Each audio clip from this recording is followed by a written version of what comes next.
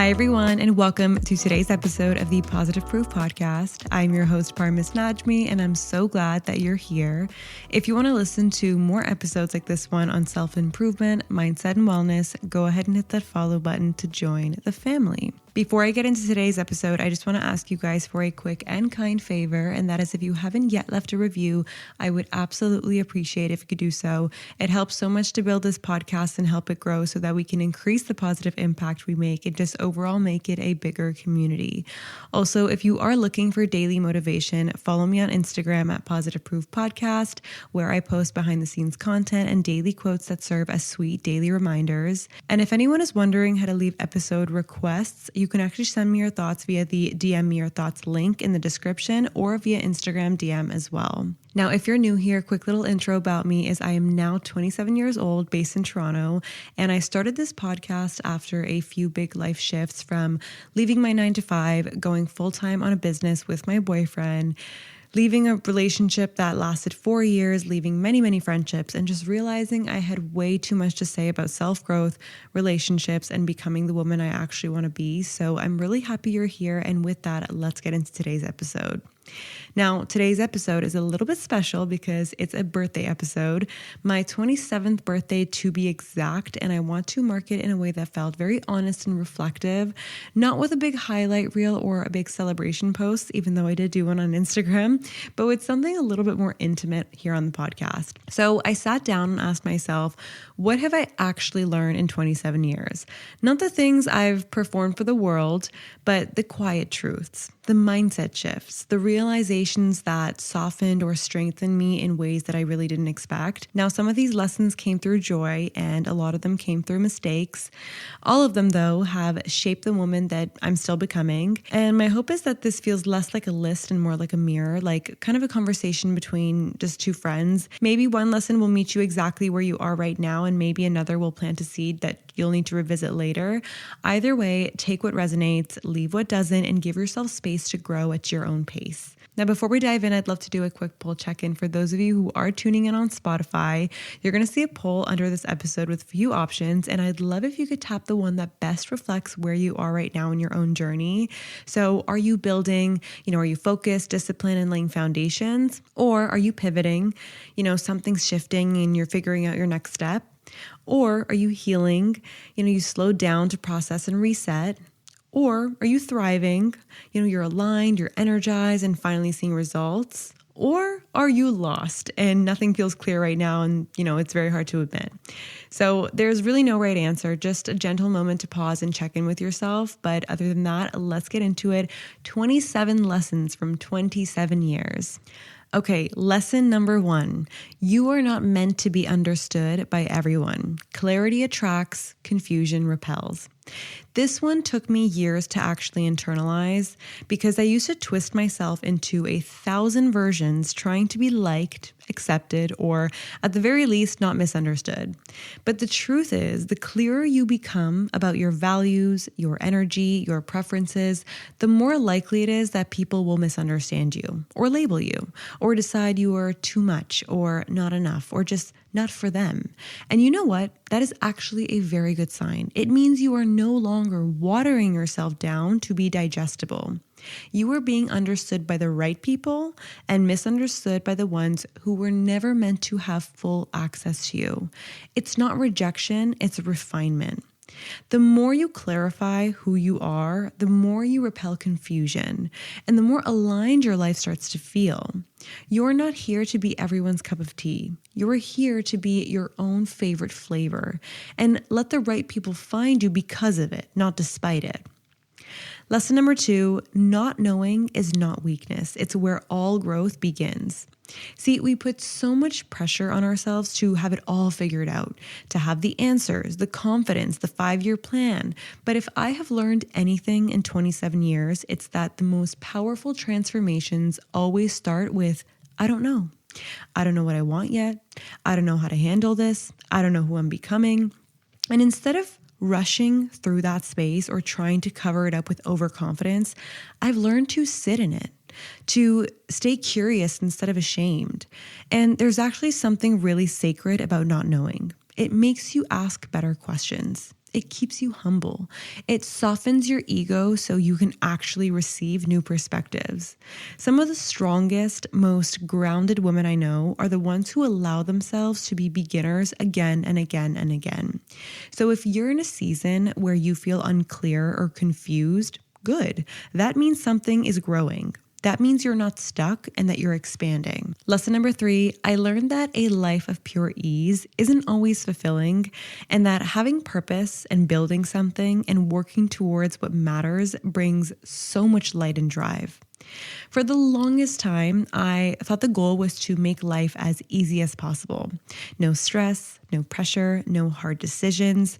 I wanted to be the stay-at-home wife, the stay-at-home girlfriend, the one who could just go to Pilates in the morning, get a matcha. But somewhere along the way, I realized ease without purpose becomes emptiness. I've had days where I had all the time in the world to rest, and yet I still felt off, like something was missing. And the thing I was craving wasn't more ease, it was meaning. I've learned that fulfillment doesn't come from being comfortable all the time. It comes from showing up for the things that you care about, even when it's hard. It comes from building something that reflects who you are, whether that's a business, a relationship, a skill, or even just a stronger version of yourself. We weren't made to coast through life numb and untouched. We were made to create, to contribute, to grow. And yeah, rest is sacred, but I found that my happiest days are the ones where ease is balanced with purpose and where I end the day feeling a little tired but deeply lit up inside. Lesson number 4, who you are is a moving target. Stay curious, not rigid. One of the biggest myths we're sold is that we are supposed to find ourselves like it's a destination. Like one day you're going to wake up and know exactly who you are and never waver again. But the more life that I've lived, the more I've realized that you're supposed to evolve.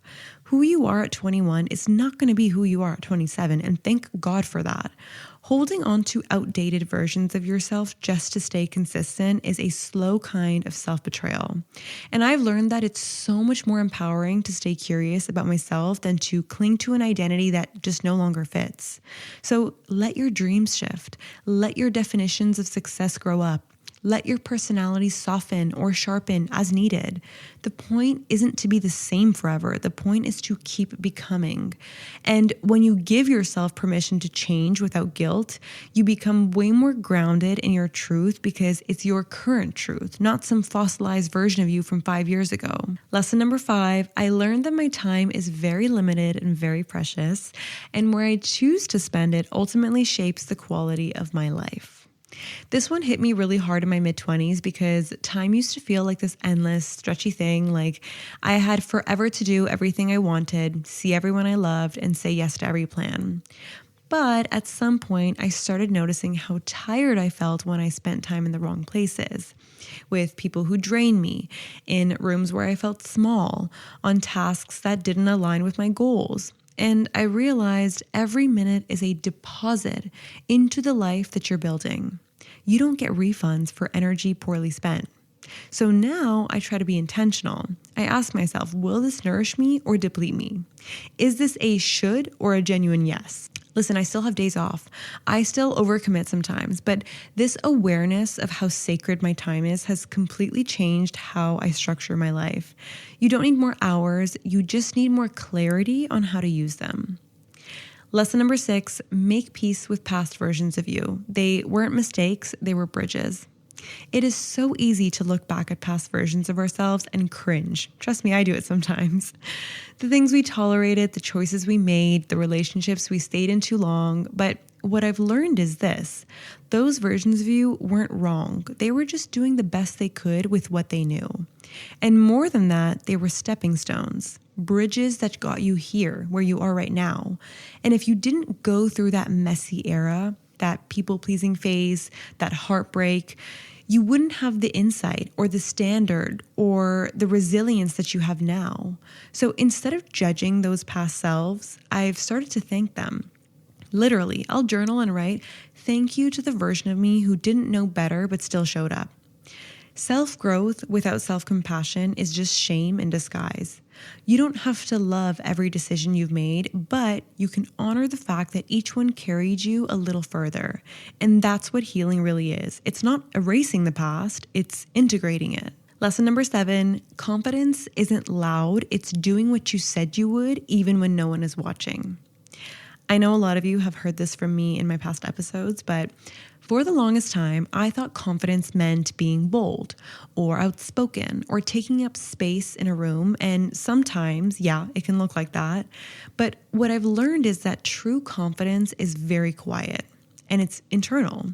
It's built in the tiny, unseen moments when you wake up early because you said you would, when you follow through on a commitment even though no one would have noticed if you didn't, when you keep the promises that you make to yourself over and over and over again. That's the stuff that builds self-trust.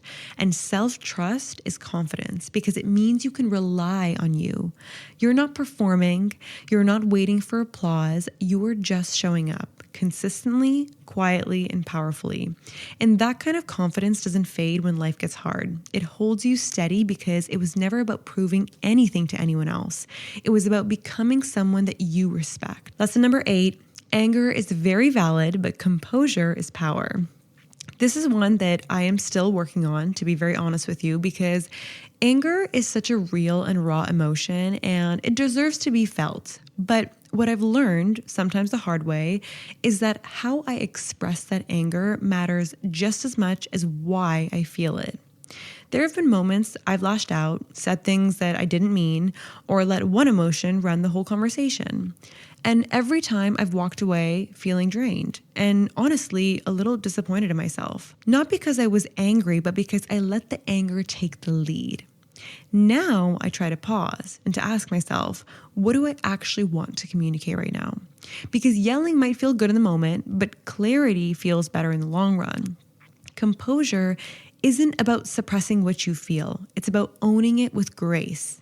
You can still be angry, but not express that. And when you can do that, people listen differently. You listen differently. And the outcome almost always serves you better. Lesson number 9, just because a thought feels true doesn't mean it is. This lesson changed my entire mindset. I used to believe every anxious thought, every critical voice in my head, every worst case scenario my brain could imagine because it felt real. But feelings aren't facts, and some of the most convincing thoughts we have are just fear in disguise. I started noticing how often I think things like, they probably don't like me, or I'm not good enough to do this. And instead of challenging it, I'd accept it as truth. It wasn't until I started slowing down and asking, wait, do I know this for sure? That I began rewriting those stories. Our minds are meaning-making machines, but they are not always accurate. Now, when a heavy thought comes up, I try to meet it with curiosity instead of belief. I ask for evidence, I reframe it, and most importantly, I remind myself I am not my thoughts. I am the one choosing which ones get to stay. Lesson number 10, gratitude isn't performative, it's a frequency you choose to live in. There's a difference between writing, I'm grateful for my coffee in a journal and actually living in a state of gratitude. I've done both. I've gone through seasons where gratitude just felt like another thing to check off my list. And then there were seasons, usually the harder ones, where I had to choose gratitude, not just as a habit, but as a way of being. And what I've learned is that real gratitude isn't about pretending everything's perfect. It's about choosing to notice what is working even when everything else feels heavy. It's about pausing mid-chaos and thinking, this moment still has something good in it. And when you live that way, not just journal it, but embody it, you start to feel so much lighter. Not because your life is flawless, but because your lens shifts. Gratitude stops being a highlight reel and starts becoming your default vibration. And honestly, there is no faster way to attract more beauty than by deeply honoring the beauty that's already there. Lesson number 11, not everything deserves your reaction. Discernment is emotional wealth. When I was younger, I used to react to everything. A rude comment, a passive-aggressive text, a weird vibe in the room, and I take it on like it was my job to fix it or fight it. But reacting to everything is a form of self-abandonment because you are constantly outsourcing your peace to external things. And what I've learned is that not everything deserves access to your energy. Silence is a response. Detachment is protection. And sometimes the highest form of self-respect is not choosing to engage. It doesn't mean you're passive or avoiding conflict. It means you are selective. You don't throw your energy into every fire just to prove a point. You save it for what actually matters. And when you start practicing that kind of emotional discernment, people can feel it. You become harder to provoke, slower to spiral, and quicker to return to center. And that's not cold. That is wisdom. Lesson number 12, rest is productive. Burnout isn't a badge of honor. This one feels especially personal because I'm a doer by nature. I love building, planning, creating, but for a long time, I equated rest with laziness. Like if I wasn't constantly doing something useful, I was falling behind. And honestly, I burned out more than once trying to prove I was enough through productivity. And what I've learned slowly and a little reluctantly is that rest is productive.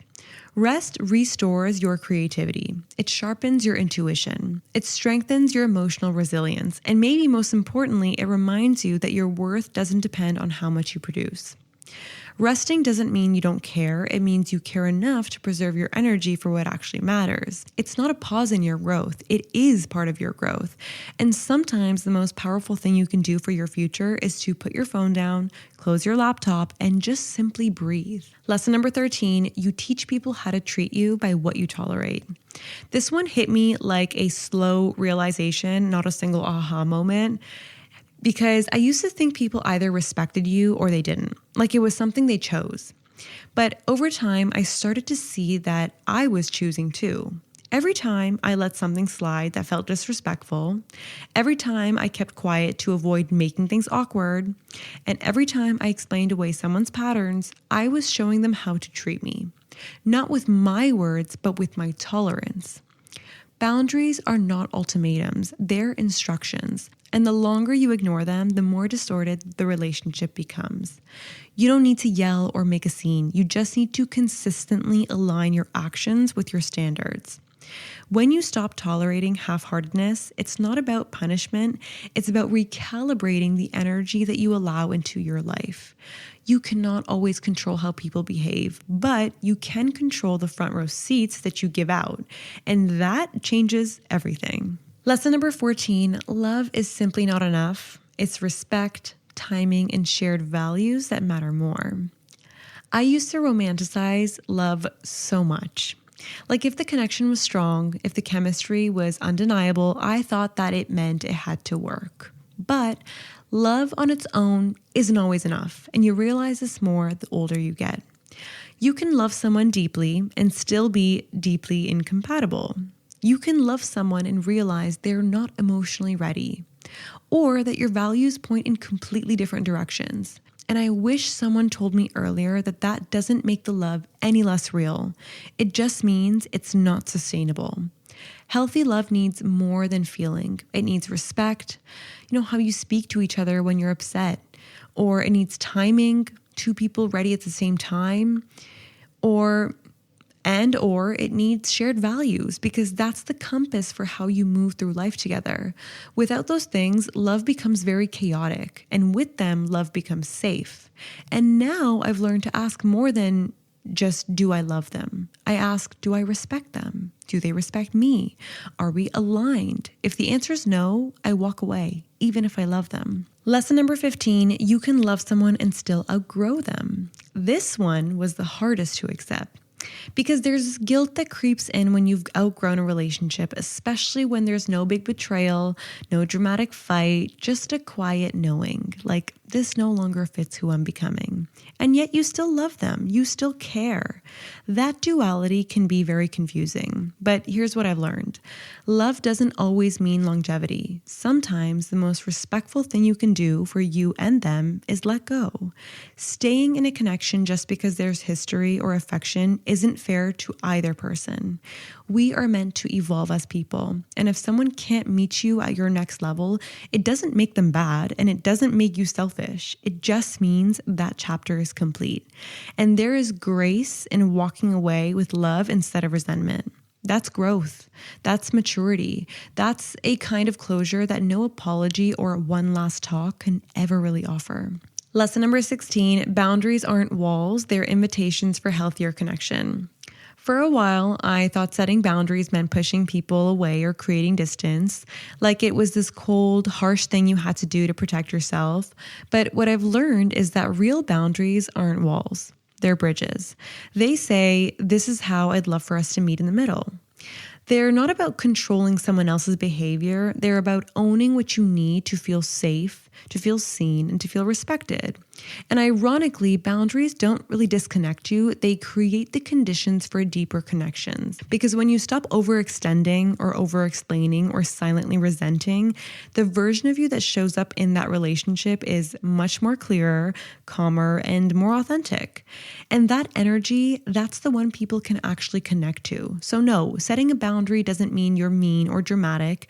It means you're self-aware enough to protect your peace, and generous enough to give others the clarity they need to love you as well. Lesson number 17, I learned that friendships with depth and real connection are so incredibly rare and valuable, and if one blooms in your adult years, protect it with your whole heart, and if not, have the courage to let go. There is something so tender about adult friendships.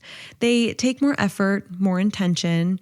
You're not seeing each other every day in class or hanging out on weekends by default anymore. So when you do find a friend who just gets you, someone who makes you feel like your full self around them, it's worth protecting. I've learned that those friendships are like emotional oxygen. They hold you, they ground you, they challenge you, and they celebrate you.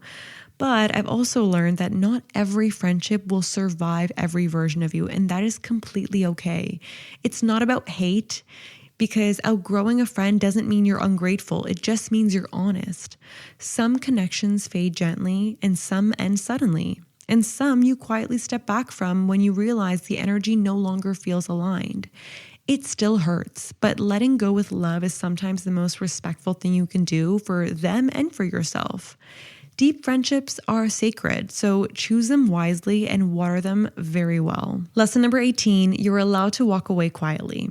See, we live in a culture that glorifies closure, the big conversation, the dramatic send-off, the let me explain why I'm leaving, and sometimes that is necessary, but not always.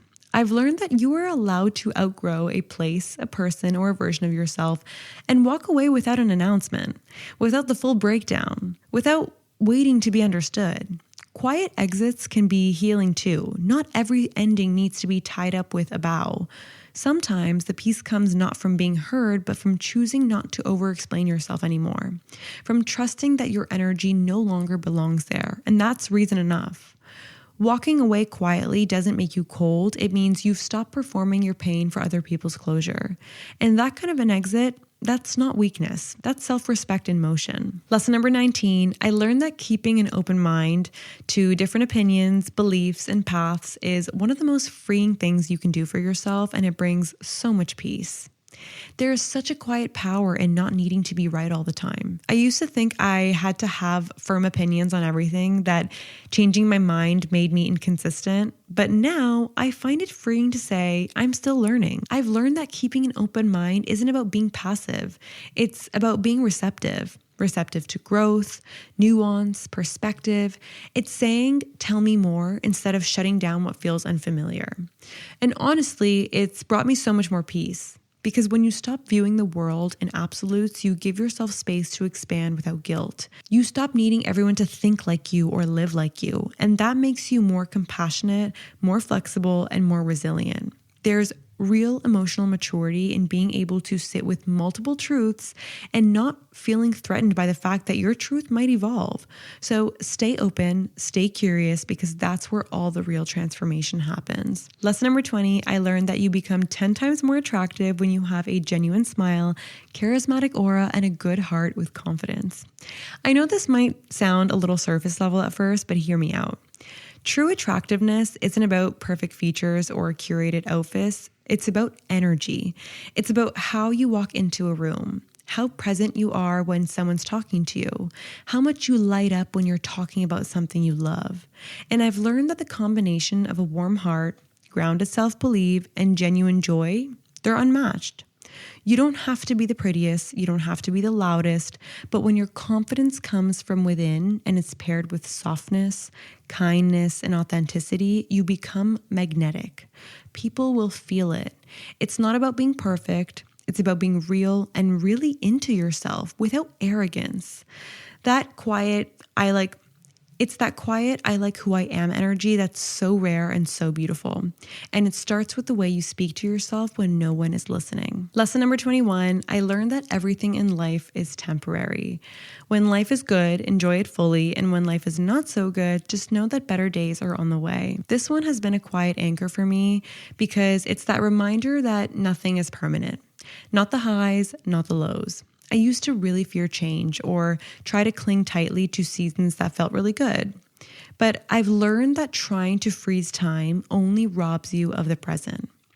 When life is good, I soak it in more intentionally now because I don't wait for the other shoe to drop. I just let myself enjoy it. And when life is heavy, when I feel off or uncertain or low, I hold on to the truth that it just won't last forever. And that joy comes back, that clarity returns, that healing happens in the background, even when you don't feel it yet. This lesson is what keeps me grounded. It reminds me to savor the good and soften through the bad. Life is constantly reshaping itself, and learning to trust that rhythm makes the hard seasons feel survivable and the beautiful ones feel sacred. Lesson number 22, the world will try to reward your masculine energy, so protect your feminine one anyway. This is something I've had to learn over and over and over again because we live in a world that praises productivity, hustle, logic, and doing, which are beautiful, but they're often rooted in masculine energy. And as women, we're taught to lean into those traits to be taken seriously, to be successful, to keep up. But I've learned that constantly operating in that mode leaves you burned out, disconnected, and numb. Feminine energy, your softness, your intuition, your ability to be rather than always do, isn't weakness. It's power of a different kind. The kind that creates depth, the kind that attracts without chasing, the kind that nurtures and leads with empathy. You can still be ambitious, strategic, and sharp, but protect your ability to feel. Protect your rituals of rest, your slowness, your creativity, because those are not liabilities, they are sacred. And the more I honor my feminine energy, the more I realize I don't have to hustle to be worthy. I already am. Lesson number 23, the most magnetic women I know are not the loudest, they're the most self-assured. There is something so captivating about a woman who's deeply grounded in herself. She doesn't need to over-explain, overshare, or overcompensate. She's not performing confidence. She is confident because she knows who she is and what she brings to the table. And I used to think being magnetic meant being, bold or bubbly or super extroverted. And sure, some women have that naturally.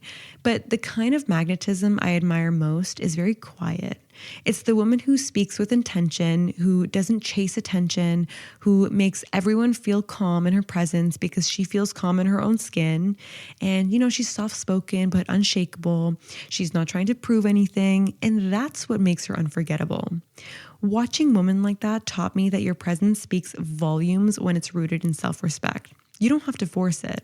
The right people will feel it, and the wrong people will fall away gracefully. Lesson number 24, I learned that the ability to bounce back after something negative happens or when something takes a hit at your mood is a superpower, and it will determine how happy you live life. Resilience isn't always loud. Sometimes it's the quiet decision to not let one bad moment ruin your whole day. I used to be the kind of person who let one small thing spiral into everything. Sometimes I still do that. And one awkward conversation, my whole mood was gone, or one off comment, I'd replay it for hours. But over time, I've learned to bounce back way faster. To pause, breathe, and ask, is this worth the rest of my day? Because life is full of bumps, misunderstandings, setbacks, mood dips, and you are allowed to feel them, of course, but staying stuck there, that is what's optional. The ability to reset your energy, to emotionally shift gears, to say, okay, that sucked, but I'm not going to unpack and live there, That is a life skill. And honestly, it's changed how happy, peaceful, and emotionally free I feel on a daily basis. Resilience isn't just about getting through the big stuff, it's about reclaiming the little moments too. Lesson number 25, discipline is an act of self-respect, not punishment. I used to associate discipline with pressure, hustle, harsh routines, and the version of discipline I knew was rooted in self-criticism. Do better, be better, try harder. But now I see it completely differently.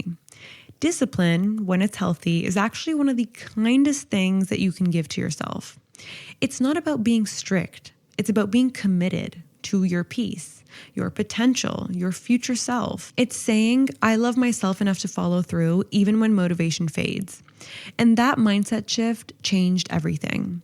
When I started seeing discipline as a form of self-respect, it stopped feeling heavy. It became a quiet promise that I kept to myself, whether that's showing up to a workout, sticking to a morning routine, or simply choosing not to self-sabotage. I do it because I want to better myself, not because I'm punishing who I've been, but because I'm rooting for who I'm becoming. Lesson number 26, you can reinvent yourself as many times as you need. Nothing in this world is final. If there's one thing I wish I could whisper to my younger self, it's this. You are allowed to change your mind. You are allowed to grow out of dreams that once lit you up. You are allowed to evolve past environments that used to feel like home. Nothing about who you are has to be permanent. I've gone through so many identity shifts, career changes, mindset resets, aesthetic overhauls, relationship endings, and every single time I've discovered new layers of myself I didn't even know existed. Reinvention doesn't mean you were fake before, it means you outgrew something, and you were brave enough to admit it. Life is way too short to cling to versions of yourself that no longer reflect your truth. And the people who really love you will evolve with you. And the ones who don't, they were only meant for the earlier chapters. You were allowed to rewrite your story again and again and again. Lesson number 27, you don't have to be the best, you just have to keep becoming you. This lesson softened something inside of me because for a long time I thought I had to be exceptional to be worthy. I thought if I wasn't the smartest, prettiest, and most talented or most put together woman in the room, then what was the point? I know, very superficial, but striving to be the best is very exhausting. It's never ending and it disconnects you from your own path. But what I've learned is that your power doesn't lie in comparison. It lies in authenticity, in becoming more of you and not a polished version of someone else. And that kind of growth, it is not flashy, it is very subtle. It happens when you stop performing and start aligning. When you choose peace over perfection. When you realize that your pace, your path, and your process are valid, even if they look nothing like anyone else's. You don't have to be the best. You just have to keep becoming. That is way more than enough. So those are the 27 lessons I've learned in 27 years. Some of them came softly, like quiet reminders I needed to finally hear, and others came through pain, through loss, through moments I really didn't think I'd bounce back from, but I did. And I'm sure if you asked me a year from now, I'd have a different version of this list because that is the point. We are never done learning, truly. We are never done becoming. But if this episode reminded you of something you already knew deep down or helped you put words to something you've been feeling, I hope you carry that with you today. You don't have to master every lesson at once, and you don't have to turn this list into a to-do list. Just notice what landed and revisit the ones you're living through right now and honor how far you've already become. If you love this episode, it would mean so much if you shared it with a friend. And if you made it this far, I appreciate you so, so much. And I can't wait to chat with you again in next week's episode. Lots of love, Parmis.